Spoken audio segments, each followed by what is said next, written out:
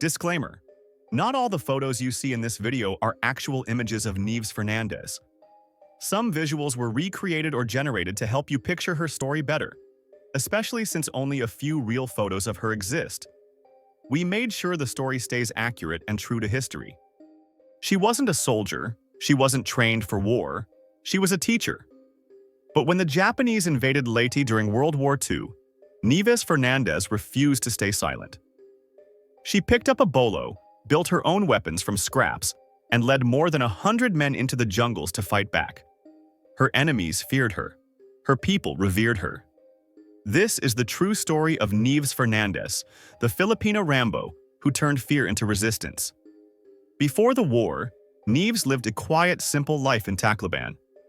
She spent her days in the classroom teaching children their lessons and dreaming of a peaceful future. She was intelligent and disciplined, a woman respected in her community for her strength of character. Her life was ordinary, even predictable, until everything changed in 1941. That year, the Japanese army invaded the Philippines, turning Leyte into a war zone. Villages were burned to the ground, families were torn apart, and women were dragged away to become victims of the infamous comfort stations.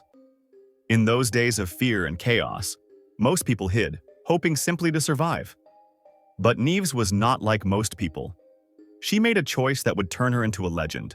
With no formal training and only courage to guide her, Nieves began to organize. At first, it was just a few men, farmers, fishermen, neighbors who had seen too much suffering and were ready to fight back. Eventually, that small group grew to more than 100 men, and together they formed a guerrilla unit. They called her Captain Fernandez, not as a nickname or joke, but out of respect. She was their leader, their strategist, and often their fiercest fighter. Her unit had almost no weapons at the beginning. Only 3 American rifles had been left behind after the chaos of retreat. But resourcefulness became their greatest strength. Using gas pipes, they built homemade shotguns. With scraps of metal and whatever materials they could find, they created crude grenades. And of course, they carried their bolos, the traditional Filipino blade that had been part of their lives for generations. In her hands, the bolo was not just a weapon, it was a symbol of defiance. Nieves didn't lead from the safety of the sidelines. She was always with her men, in the jungles, in the ambushes, and in the heart of the danger. She knew Leyte better than anyone, and that knowledge became her greatest weapon. She taught her unit to use the terrain, to strike fast, and to disappear before the Japanese even knew what hit them. Her tactics were simple but devastating. Patrols would vanish in the night. Supply lines were cut. Fear began to spread among the occupying forces, and with that fear came hesitation. Hesitation that Nieves and her fighters used to their advantage. What made her truly terrifying to her enemies, though, was her precision. Nieves had mastered the bolo knife in ways few could match. She trained her men to strike at the carotid artery a single, swift motion that would end a life silently. There is a photograph, now famous, of Nieves demonstrating this very technique to American soldiers after the liberation of Leyte in 1944. She holds her bolo in one hand, her expression calm, as she explains how to kill quickly and cleanly. By then, she was already a legend, and the Americans treated her as such. By the time American forces returned to Leyte, her unit had killed more than 200 Japanese soldiers.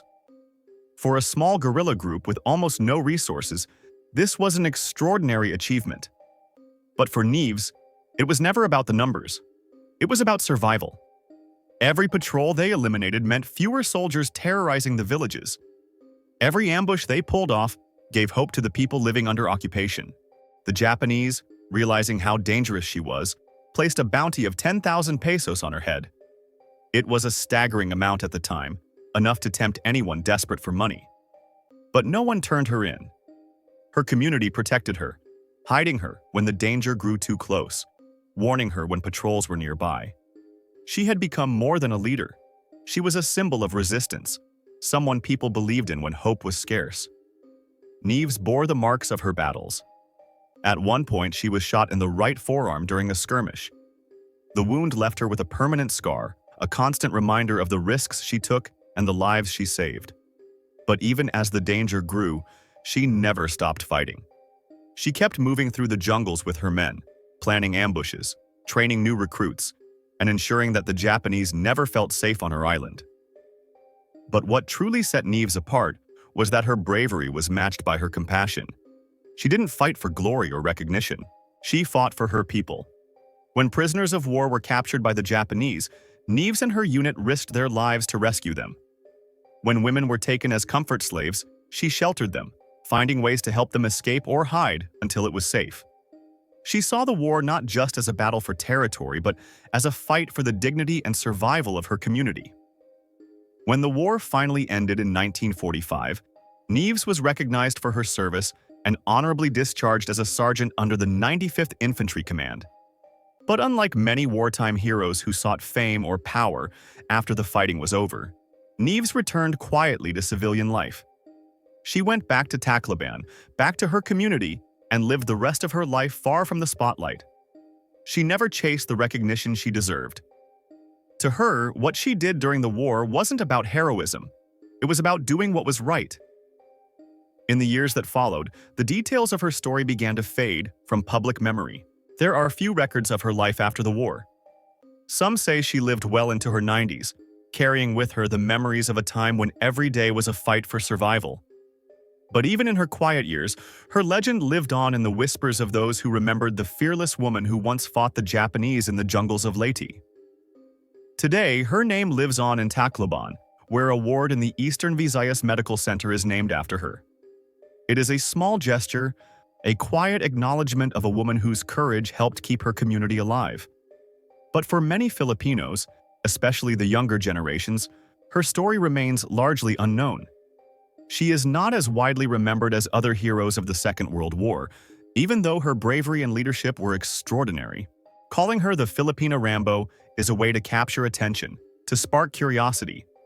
But in reality, Nieves Fernandez was far more complex than any fictional action hero. Rambo fought battles for survival and revenge, but Nieves fought for her people. She fought not for herself, but for her students, her neighbors, and her homeland. She took up arms not because she wanted violence, but because violence had come to her home, and she refused to let it consume her community without a fight. Her story is a reminder of what true courage looks like. It is not loud or glamorous. It does not seek fame or reward. True courage is quiet and unyielding. It is the willingness to stand up when others are too afraid to move. It is the strength to protect, to fight, and to lead, even when the odds are impossible. When we look back at the Second World War, we often think of the grand battles, the famous generals, and the political leaders who signed treaties and declared victories. But history is shaped just as much by people like Nieves Fernandez, whose names rarely make it into the textbooks. Her story is one of resilience, resourcefulness, and quiet defiance. It reminds us that heroes can come from anywhere, and that sometimes the most ordinary people are capable of the most extraordinary acts. As we tell her story today, let us remember that Nieves was real. She was flesh and blood, not a character in an action movie or a symbol in a legend. She carried scars, both physical and emotional, from the years she spent in the jungles, fighting an enemy that seemed unstoppable. Yet she never stopped fighting. And when the war was over, she slipped back into the shadows, leaving behind a legacy that deserves to be remembered. If you found this story as inspiring as I did, make sure to give this video a like and subscribe to the channel. Share this video with your friends and family, because stories like this deserve to be heard. And when you are done here, check out our other videos where we uncover more untold stories of history's forgotten heroes. The past is full of voices like Nieves Fernandez, waiting for their stories to be told, and together we can keep their memories alive. Thank you for watching, and see you on the next one.